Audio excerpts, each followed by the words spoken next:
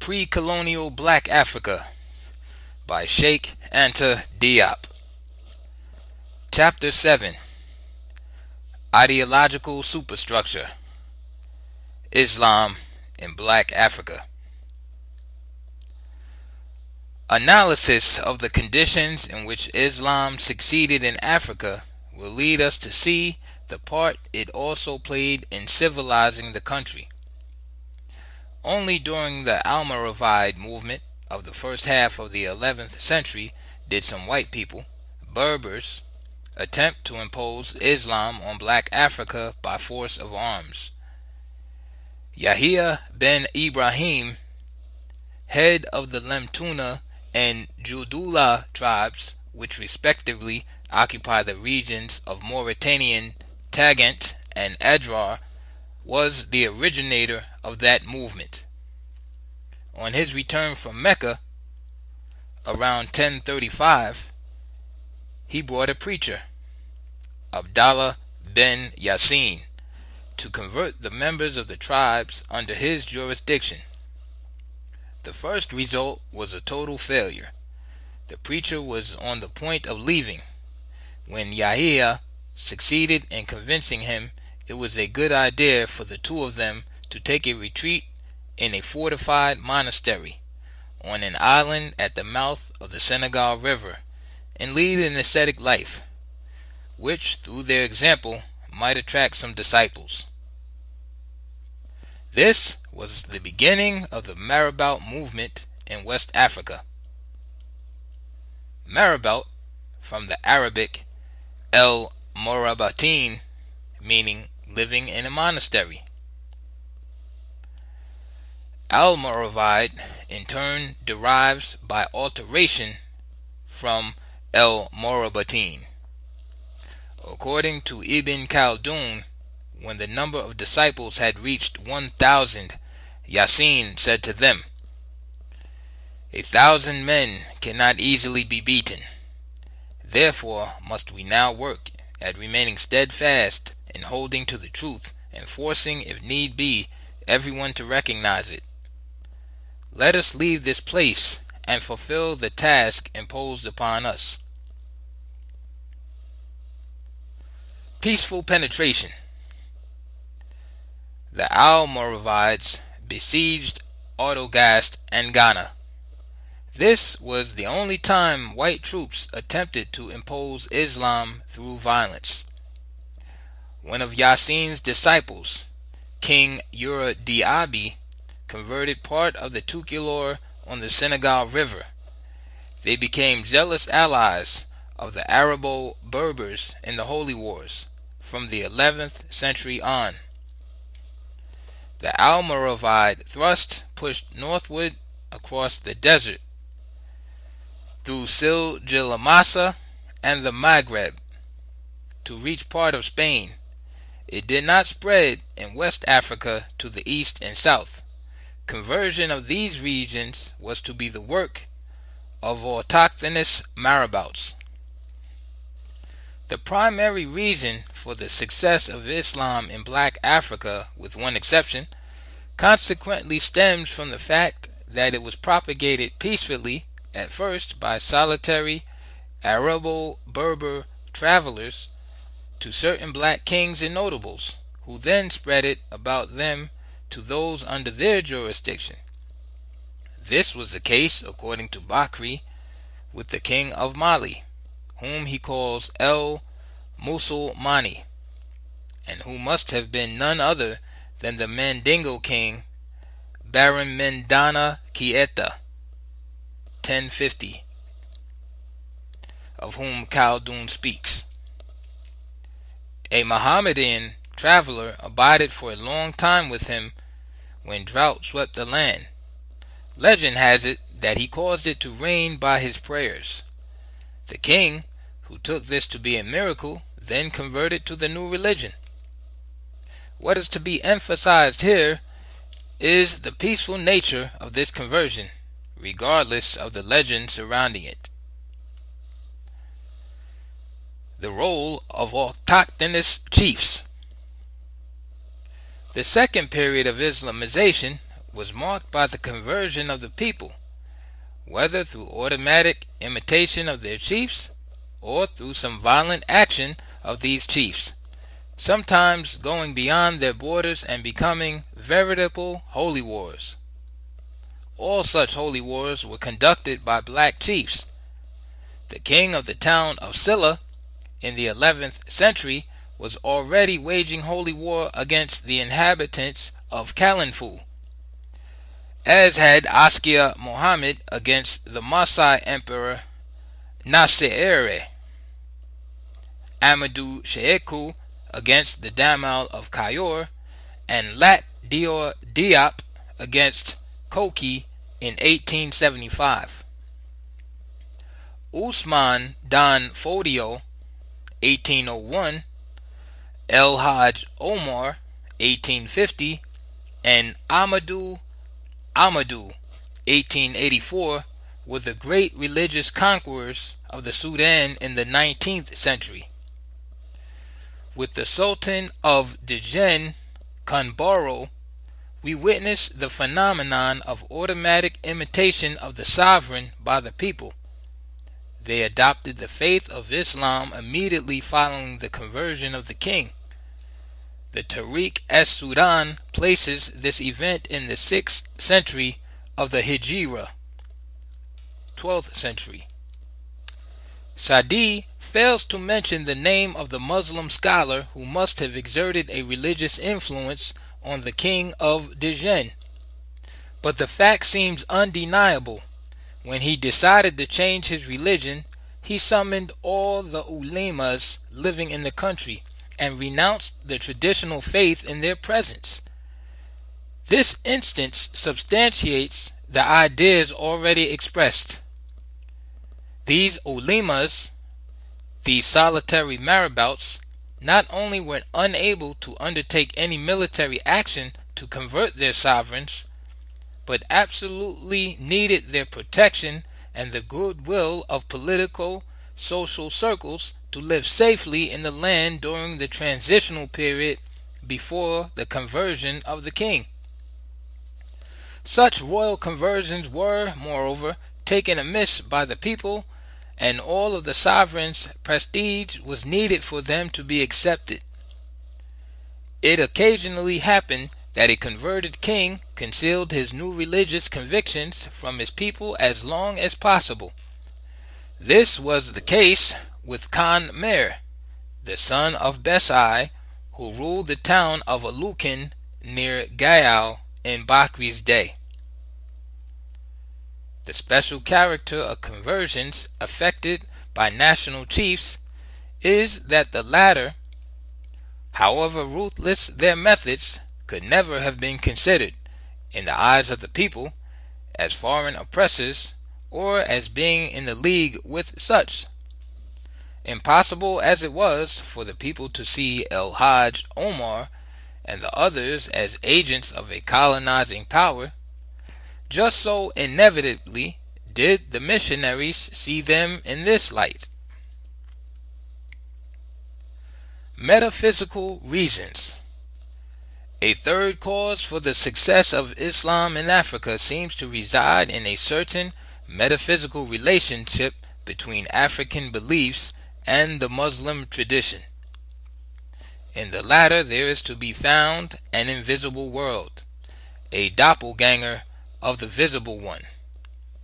It is indeed an exact replica of it, but the initiate alone can see it. Askia Muhammad, in carrying out his pilgrimage to Mecca, having come back by way of Egypt, pitched camp not far from Cairo for the night. He was accompanied at that time, among other scholars, by one Salah Diawara. The latter was able to see and shake hands with the Muslim genie Cham Haruk. According to the Islamic tradition related to Kati, this was a beneficent genie, whose followers were like marabouts and made pilgrimages like them. Around him there were some free genies, for in that spirit world there are also slaves, some good and some evil. The malevolent pagan genies, just like their counterparts in our visible world, go to hell when they die. They spend their time in tormenting us. In 1928, following the death of Ahmadu Bamba, originator of the Mohammedan sect of the Muridis, a great wind swept the region of his capital, Jurodale, for an entire day. It was blowing toward the sea, and it was spontaneously concluded that this was the genie who had accompanied the holy man during his exile in Gabon, now returning to the ocean. Everyone was convinced that during his life this genie never left his side, acting in a way as his rampart against all evil. This metaphysical being is not to be confused with a guardian angel. It goes without saying that this conception of a dual world is to be found in various forms in the beliefs of Africans to such a point they feel completely comfortable in Islam. Some of them do not even feel they have changed their metaphysical horizon. That is what led Dan Fodio to criticize severely all those who, through calling themselves Muslims, continue such practices as libations, offerings, divinations, the Kabbalah, etc., and even write verses from the Quran in the blood of sacrificed animals. Dan Fodio's text, although rather recent, 19th century, reflects a tendency already imperative in the days of the Askias, 15th, 17th centuries. African religions, more or less forgotten, were in the process of atrophying and being emptied of their spiritual content, their former deep metaphysics. The jumble of empty forms they had left behind could not compete with Islam on the moral or rational level, and it was on that latter level of rationality that the victory of Islam was most striking. That was the fourth cause of its success. The imperative need for rationality reflected in the writings of Dan Fodio was henceforth better satisfied by Islam than by the dying traditional faiths. Nevertheless, it must be noted that in the domain of artistic creativity, the Islamized African underwent for a long time a throttling, a kind of cultural impoverishment. During the initial years of Mohammedanism, strict formalism was needed, so as to check any return to idolatry through the devices of artistic representation. It will be recalled under what conditions Islam triumphed over Sabiism. Therefore, it was necessary to prescribe for centuries any representation in animal form and even more so in human form. The notion of God, especially, was one which might not be concretized by means of art. Exegetes of Islam may realize today that this phase of fears is considered historically outgrown within the framework of the evolution of Muslim consciousness. It is unthinkable that the renaissance of sculptural and pictorial art, featuring the human form, might entail an offensive return to idolatry in any Muslim country. Power of religious beliefs. What was the strength of religious belief in pre-colonial Islamic Africa, its political and social role, the imprint it left? In the Sudan, the reign of Askia Muhammad was a watershed. Before him, it seems, to a certain degree at least, the Islamism of the emperors of Gael was rather fragile. With the last two of these, if we are to believe Kati, there was an undisguised hostility. Askia Muhammad, was only the lieutenant of Sunni Ali, whose faith was very lukewarm. His son, Bahro, who replaced him, refused to embrace Islam. Muhammad became a dissident and insistently urged Bahro to convert. Following negotiations, which lasted 52 days and were conducted in large part by the scholar Saleh Diawara, already allied with the future Askia, the two went into battle. Bahro stood firm. There was no question of his embracing Islam. In this he went further than his father, who had apparently been converted. The battle ended with his defeat. Kati considers that God thus assured the Askia's victory over the infidel, which is quite reminiscent of the episode mentioned in La Chanson de Roland. Charlemagne, the Christian emperor, emerged victorious over the Saracens at Roncesvalles because the swords of his men, especially that of Roland, were guided by the angel Gabriel. From the Christian viewpoint, this was a victory of light over darkness. Islam was and remains in large part a living religion in Black Africa, in contrast to the Christianity of the West, which tends to become among Europeans a mere religious custom. The Askias included the ulemas in all their imperial decisions. After Saleh Diawara had informed the Askia of what he witnessed at his interview with Cheikh Bahro, the prince called together his council, made up of the ulemas, the notables, and the chiefs of his army, and consulted them as to the course of action he should pursue. Islam practically ran the government under Askia Muhammad. Qadi Mahmud did not hesitate to dismiss the envoys of the Askia and purely and simply refused to obey his orders. Not only did this do him no harm, but he was able to address the Askia as follows, using the familiar thou form. Have you forgotten, or do you pretend to have forgotten, the day you come to see me at my home, and you seized my foot and my clothing, saying, I have come to place myself under your protection and entrust you my person, so that you may save me from the flames of hell? Help me and hold me by the hand, so that I may not to fall into hell. I entrust myself to you. This is the reason why I dismissed your envoys and disobeyed your orders. This action, by which one entrusts his metaphysical lot, his fate in the hereafter, to a living saint, is characteristic of the marabout phase of Islam in West Africa.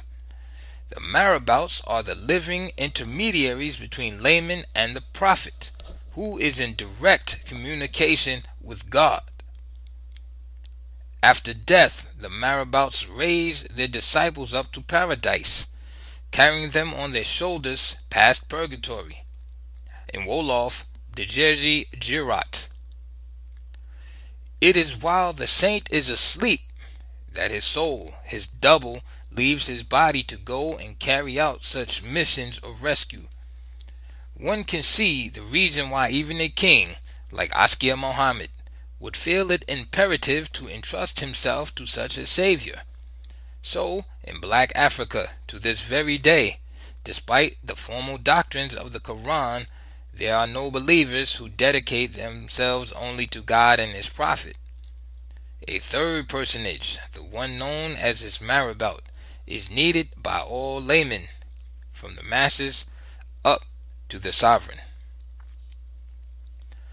The power of Islam was such that it might have eliminated or attenuated slavery in the Middle Ages if it had decreed that the enslavement of one man by another was a mortal sin. But the Quran's point of view on this question is shaded. One may have a slave under the following conditions to begin with: if he is a prisoner of a holy war, but then he must be educated, cared for, and converted. But on the other hand, it is forbidden to take a slave as a Muslim as well educated as oneself. So a slave must be freed as soon as he reaches the intellectual level of his master. But that as it may, during the period under consideration, it is quite clear that it was the fear of hell which kept the faithful within the moral discipline of religion. Mystical underpinning of nationalism. Islam has often been the mystical underpinning of African nationalism. This explains the fantastic epics of the Mahdi, 1881, the national hero and liberator of the former Anglo-Egyptian Sudan, Rabah, 1878, and the conquering Tukulors of the Senegal River and Western Sudan. The wars of the Mahdi, with their unusual character, derive a little more attention. The Mahdi, according to Muslim tradition, is the Messiah, the Savior who, before the end of the world, will bring the entire earth to Islam. Proclaiming himself such, one Muhammad Ahmed, a Sudanese by origin, galvanized his men and succeeded in defeating Rashid Bey, the governor of Fashoda. In 1882, he defeated an Egyptian column and occupied all the Kordofan. He completely massacred an army of 10,000 men commanded by Hicks Pasha. In 1883, Slatin Pasha, the British governor of Darfur, and Lupton Bey, the British governor of Bahr el Ghazal, who effected Arab alliances, as did the former, were also beaten by him. They capitulated in 1884. He conquered the Berber country as well as the Sennar. On January 26, 1885, he entered the citadel of Khartoum and there slew Gordon Pasha, Chinese Gordon. 8/10 of the Sudanese territory had been reconquered from the Anglo-Egyptian coalition opposing the Sudanese blacks when he died. His victory was the more valiant in that the victorious Sudanese had only bows and arrows, while the Anglo-Egyptians were equipped with the most modern firearms available. The West was stupefied by the event, which brought a shout of admiration from Friedrich Engels. The victory of Amadou Shekou over Lat Dior, cited earlier, was due to just such causes. The Damel of Cairo owed his salvation to the help of General Faidherbe, whom he was able to get as an ally in this circumstance. The Tukulors, accompanied by women, fought while singing hymns that had a profound effect on both the soldiers and their enemies. According to the accounts I received from my maternal grandmother, the Tukulors were fanaticized, the Cairians terrified. The secular pseudo-nationalism of the latter, their mundane Tiedo spirits, very quickly fell before the unshakable faith of the Tukulors, who, of course, were convinced they would go directly to paradise when they died on the battlefield of this holy war. African nationalism among them had found an efficacious mystical underpinning. The difference between the extraordinary epic of Samori and that of the Mahdi consists in the fact that Samori, although a Muslim, acted without any mystical underpinning to his nationalism, as if he had weighed the consequences of it. He was able to crystallize the national resistance of almost all the territories of West Africa on a strictly secular basis without the assistance of any belief, idea, or foreign power to galvanize his troops. He did not wage holy wars as had Askia Muhammad or the religious leaders of the 19th century. He waged a national resistance of the very best Vercingetorix type. In his childhood, Samori lived in the circumstances of the masses as an African chieftain rarely had. This was what the originality of his political action and his glory were perhaps due to. Although of lesser magnitude, the resistance of Behanazin, the last king of Dahomey, end of the 19th century, and that of Lat Dior, Senegal, were of the same type. As for Shaka, the Zulu chief, it will be necessary to make further studies to ascertain whether the English succeeded in channeling his turbulence inward toward the other African clans and tribes, or whether he was consciously making ready so that when the time came he might deal them a decisive blow. The fact was that due to the modus vivendi, which was always respected, Shaka never waged war against the English in South Africa. On the other hand, the military and social organization with which he endowed his army and his people was the most technical and efficient of all those in Black Africa in modern times. It contributed mightily to the rapid and systematic fusion of the Zulu clans and tribes and the birth of the present-day nationalities in South Africa. Shaka's internal conquests were as rapid as they were extraordinarily far-reaching. It is for all these reasons that he is sometimes referred to as the Napoleon of Black Africa, or at least of South Africa. Shaka never followed European examples. Renunciation of the pre-Islamic past.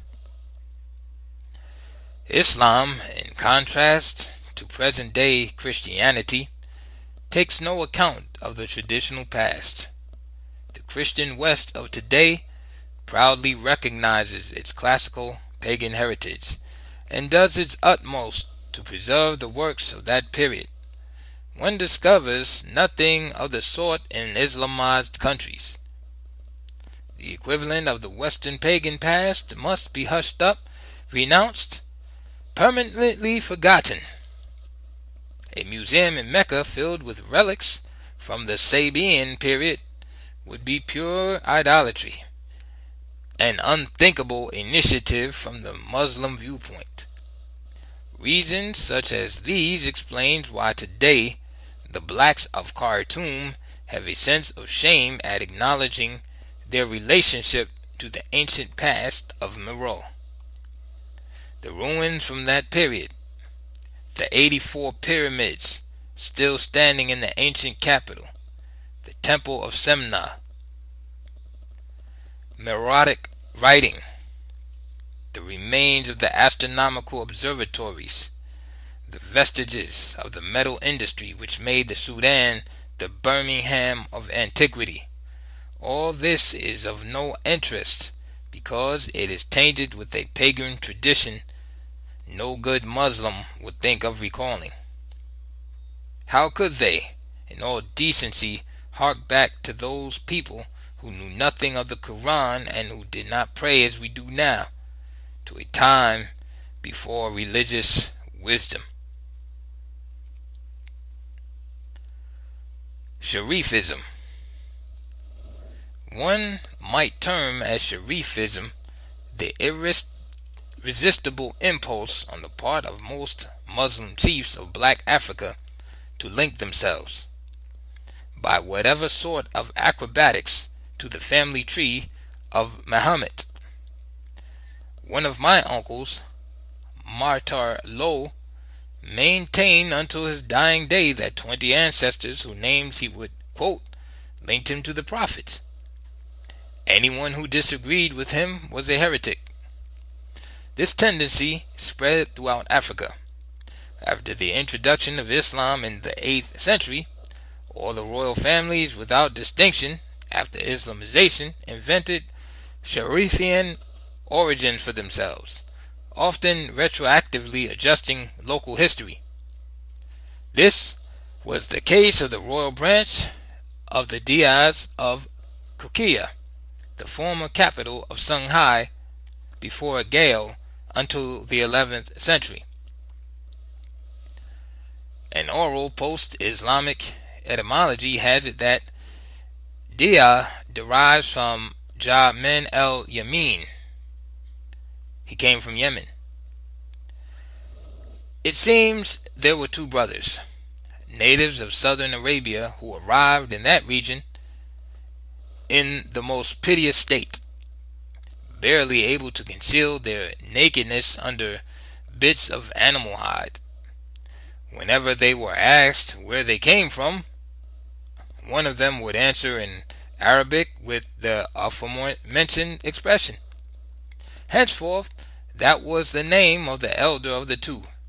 After he defeated the fish known as Demon of the River, which was king of the region and periodically emerged from the water to dictate its laws, he supplanted it at the head of the nation and founded the Dia dynasty. Such legends have proliferated in Black Africa since Islam came in and have contributed to altering the authentic history of the continent.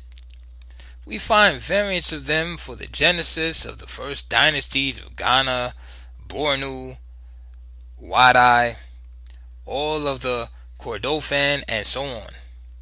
On the other hand, a migration starting from the Nile Valley seems beyond doubt, to the extent that even today it can be substantiated by the ethnic names of the various clans. This migration, however, is mentioned nowhere except in pre-Islamic legends that gradually grow vaguer and vaguer, according to which, as noted by Delafosse, the blacks of West Africa relate their ancestors came from the east, from around the Great Water. We will see that very probably this Great Water is the Nile rather than the Indian Ocean. Consciousness of the continuity of the people's historical past has been progressively weakened by religious influences. Even within our own families, we know that our parents prefer to forget systematically and keep their children unaware of a certain pagan past, which it has become indiscreet to mention, except for a few nostalgic reminiscences. In the search for ancestors as far away as Yemen, they might have been better off to stop at the Nile Basin. But this happens less and less often because, beginning with the 7th century, the history of that region appeared as if polluted by the image of the Pharaoh, the biblical curse on whom is perpetuated in Islam. However that may be, Mohammedan Black Africa in the Middle Ages was no less original than Christian Europe at the close of antiquity. Both continents were invaded in the same way by alien monotheistic religions, which ended up being at the foundation of the entire socio-political organization, ruling philosophical thought and carrying forward intellectual and moral values during this whole period. A hierarchy as powerful, old, and permanent as that of the Christian Church is non-existent in Islam. It is the replica on the religious level of the old Roman administrative organization. Immediately after the wars of the times of the first caliphates, there was coexistence and reciprocal tolerance among the different sects. None prevailed sufficiently to be able to anathematize the others and consider them schismatic, so as to erect a durable hierarchy upon its own concepts and its own interpretation of the religious text. This situation gave rise in Black Africa to the possibility of a multiplicity of sects. Thus, alongside the old Tijane sect, native to North Africa and propagated by El Hajj Malik Sai in Senegal, there appeared at the beginning of the 20th century the new Murid sect, created by Amadou Bamba. The French authorities very quickly interpreted this as the integrating of Islam into local nationalism. Instead of expressively recommending a pilgrimage to Mecca, considering the material obligations one would have to fulfill vis-a-vis its family so as to be in a position to make such a journey, Muridism created shrines on the local level. Diourbel, the residence of Amadou Bamba, with its mosque, was the substitute for Mecca during the marabout's life. After his death, it was shifted to Touba, where he is buried. Thus, from 1900 to 1935, no Murid made a pilgrimage to Mecca. The idea of making one occurred to no one, not even the creator of the sect. Cheikh Anta, the most independent of all the young brothers of Amadou Bamba, thought of making it only after Amadou Bamba's death. To recapitulate then, in the Middle Ages, the religious superstructure played an equally important role in Europe and in Africa. Christianity gave the West political, administrative organization and ensured the continuity of historical consciousness. Islam in Black Africa merely superimposed itself on the political administrative organization, even when, in consequence of the cosmopolitanism of the period, a foreigner, Arab or otherwise, was invested with a position by the sovereign. He bore the indigenous title. The sense of an ancient past was weakening, but the Arab chroniclers noted the events of African history with praiseworthy objectivity. Their writings today constitute a precious source of documentation. In Europe, as in Islamized Black Africa, the notion of the 7 arts, that is, the trivium and the quadrivium, was carried forward, as we shall see in the following chapter. End of chapter 7.